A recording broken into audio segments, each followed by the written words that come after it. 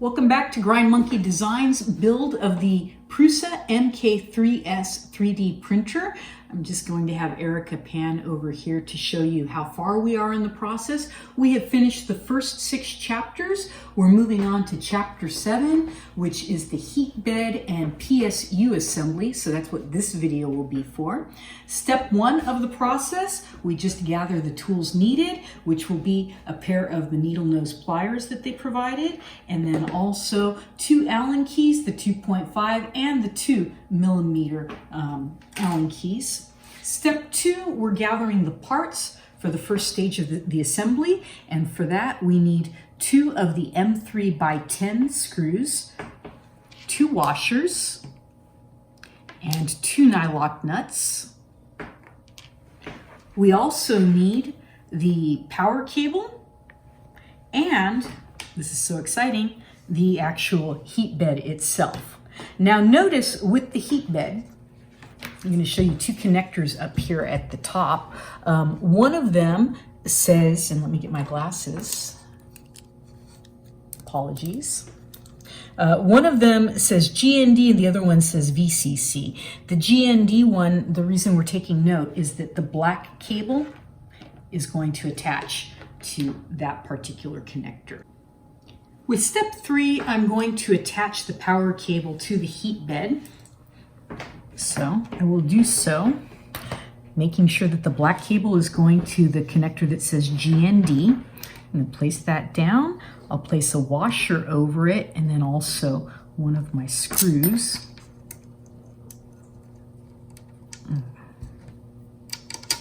All right. And then on the back side, I'll take that nylock nut with the black rubber ring facing down. You'll notice because you won't be able to screw it in otherwise. I'm going to start it there, place this back down, and I'm going to hold the nut in place while I tighten the screw in. And then I will repeat that process for the red wire that's going to that VCC connector. When I'm done with that, we'll move on to step 4.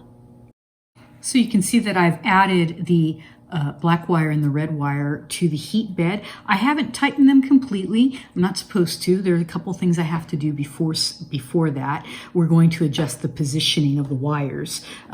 We will be putting a cover on in a few more steps. In the meantime, we have to prepare for that, and we're just going to make sure that both of these cables are slightly inclined towards each other before we tighten fully. And that's just part of step 4. Step 5 is a really easy step. I need to look at my heat bed cable covers. So there are 2 pieces for that. I want to look at the smaller piece. And then step 5 is just determining whether or not I have the old version or the new version. I can tell by the shape of these holes. If it's a circular hole, it's the old version, and that would require me to skip steps 6 through 13 and instead start at step 14. But these are hexagonal, indicating it's the new heat bed cover. So I will follow steps 6 through 13. I'll show you those steps, and then we will skip ahead to step 21.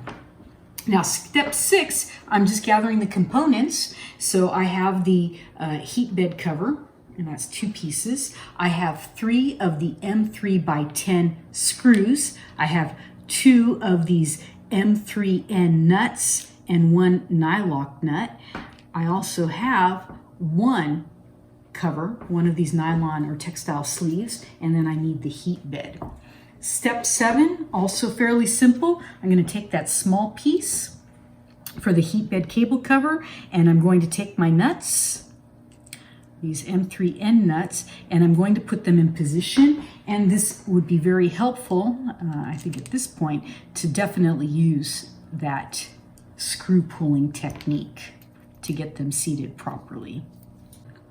For step 8, I will take the larger of the cable covers, and I'm going to affix it over here. You'll notice between these 2 connections, there is a hole for this screw. You'll also notice that at the bottom of the cover, there is an indentation or a curve where these wires are going to go. So let me lay that over here and find this hole. I'm going to poke that through. All right, and then for step 9, simply I'm turning this over, I will take my nylock nut and I will place that, get that started, and then I'll tighten it with my pliers. For step 10, I'm still here on the back of the heat bed. I'm going to find the black thermistor cable, pretty easy to find. And if this is for cable management purposes, I'm going to bring it over here to my power cables. I'm going to put it between two of the nuts here, and I want it here in the center. Now, I'm not going to pull it really taut. There should be some give in the cable so that the heat bed can move without any restriction. But I also don't want so much extra or so much slack that it can actually get caught or impede the movement. So that's just step 10. I have it where I want it. With step 11, I get to use my nylon sleeve. And I'm going to borrow my camera person's hand for one moment, and I appreciate that. I'm going to put this sleeve on. I'm not going to start here. I'm going to start just a little bit above where the heat bed is. And let me get those back where I want them. Okay. I'll feed just a few centimeters. I'm not going to wrap it entirely because we're still going to be adjusting the cables. So once it's wrapped, I'm going to pull it over the assembly as such, and I can go ahead to step 12. And with step 12, I am going to align the back of the cover to those holes. And I want to be careful. You'll see that little U shape. I want to be careful that I'm not pinching the cables or in danger of snapping that thermistor cable. So let me get it in place, and then I will flip this over and I'll attach the screws. We just finished step 12. I have to admit that was the most complicated part of this whole assembly so far. And the reason being, we didn't want to break this black thermistor cable because in screwing on that cover. We looked online, other people were having difficulties with it, etc. Our solution, Erica and I decided that maybe it would help to just start this over. So we removed the screws, we went in, we wrapped them again, we repositioned them, and we were able to screw it in without damaging the thermistor cable or any of the cables. So step 13 is very simple, and that is just putting the rest of the cable sleeve on to these cables.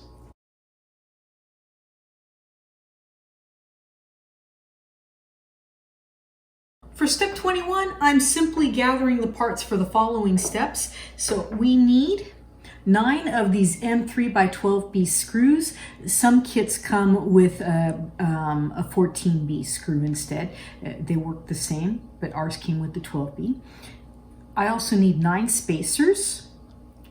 Now for step 22, I am going to bring out my Prusa unit that I've already built, and I'm going to move the Y carriage all the way to the front towards the LCD panel. And I'm going to show you that this is going to rest here, but I wanted to show you the orientation before I can continue with the next steps. That heart symbol should be facing me where the LCD is. So I'm going to be putting this here momentarily, but I have to show you the next step, which is to take one of the spacers. Now that I have the carriage forward, I'm going to put one of the spacers here over the center hole. You can see between those two screws there's a center hole, and I'm going to just use one of my Allen keys to align it. All right, I have it where I want it. Now I will bring the heat bed over, and this is the next step, to bring the heat bed over. All right, I'm going to place the Allen key inside and use it as a guide to line it up to this spacer.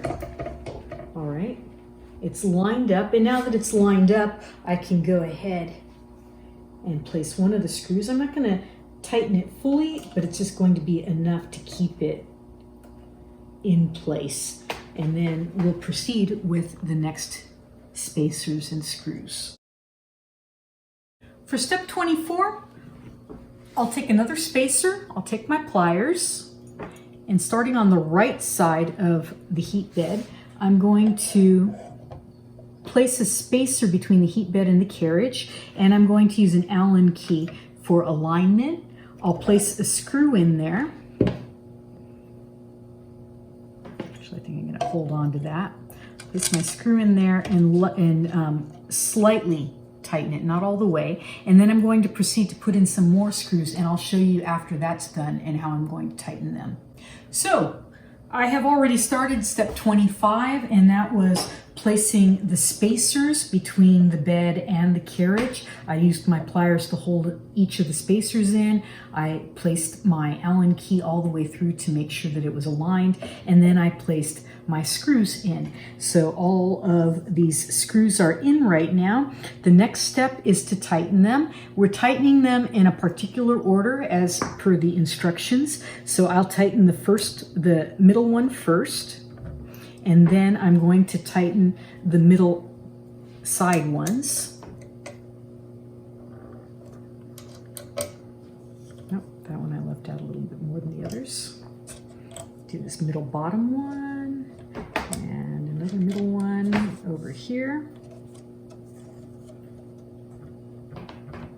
Okay, now I'm going to do the four corners,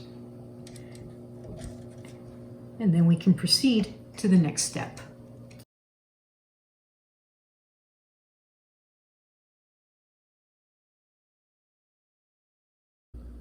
For steps 27, I am just gathering parts for the next couple of steps.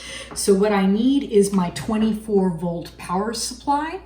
I need the 2 power cables. You'll notice that they have different colored ends. So the red end is a different size from the blue end. Pay attention to that as we move to the next steps. There's also a power panic cable. We have 2 M3x10 screws and 2 of the M4x10R screws. They're the ones with the dome top. Moving on to step 28, I'm going to come over to the frame, and here on these short extrusions, you may remember a million years ago we put these on. So now we're finally going to put them to use, and I will take the M3x10 screw and place it in here. I'm only going to give it 3 or 4 turns, enough to hold the power supply unit while we affix it to the rest of the frame. So let me just get that in there, and this one went at an angle. Okay, so I have it in there just enough for right now. You'll notice on the power supply unit that there are 2 grooves for these screws. I am going to lightly rest it on these screws. Put this one over, there we go. Now there are 2 holes here on the frame. That's going to be the next step. We're going to attach this. There are plenty of warnings not to deform the frame. So I'm going to have Erica, I'm going to enlist her hands, 4 hands, putting this on and screwing this on correctly. We'll show you the finished product. Okay, so after we had rested the PSU on the 2 M310 screws, Erica just tightened them slightly. We moved the PSU back towards the frame, and then here on the back, and let me slide this around, we put the M4x10R screws, and with that I had to lift the PSU a little bit. I would say maybe of a 1/4 of an inch or so, and Eric came over and actually tightened the screws for me.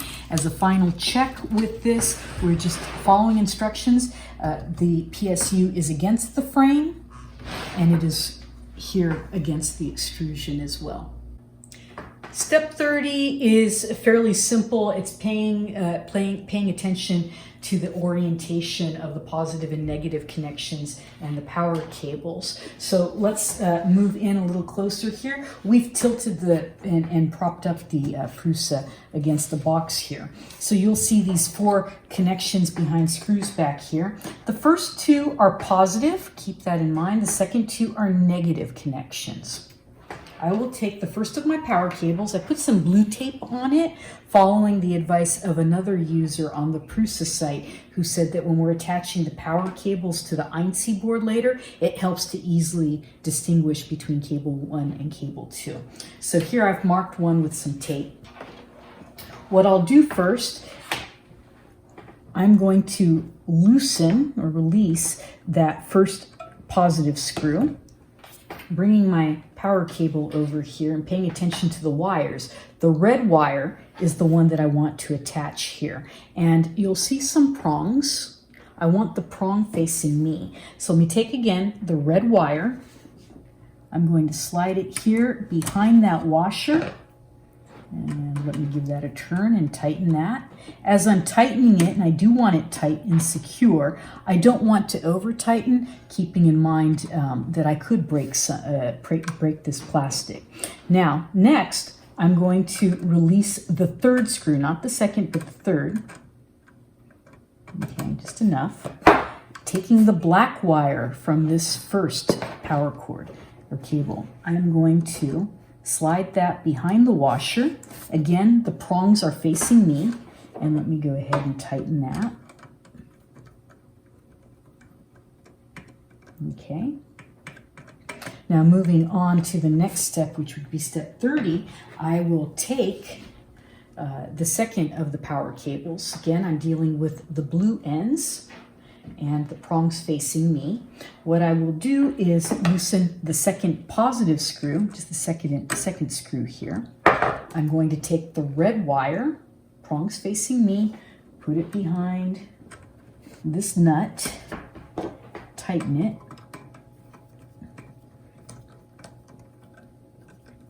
and I will put that final end, the black one, under the fourth screw, which is the second negative connector. All right, so now that, let's not have that go flying over the table. Okay, and I'll tighten that, and then we can move on to the next steps. Step 33, I'm going to take the power panic cable. Both ends are the same, so it doesn't matter which end I use. Right here under the PSU, there is a slot for it. I'm going to go ahead and place that in. That's it with the cables. I do want to mention there was a note in the instructions not to be careful to not pull the panic cable. So it is in place. It's there. I've put the printer back down. Be careful not to cinch any of the cables. So step 34, or the penultimate step, is to treat ourselves to 10% of the gummies. So 2 for me and 2 for you. And actually, it's not 2 for the viewers, sorry, but these are 2 for Erica, who's holding the camera. And then the final step is to make sure that our assembly looks the same as in the manual.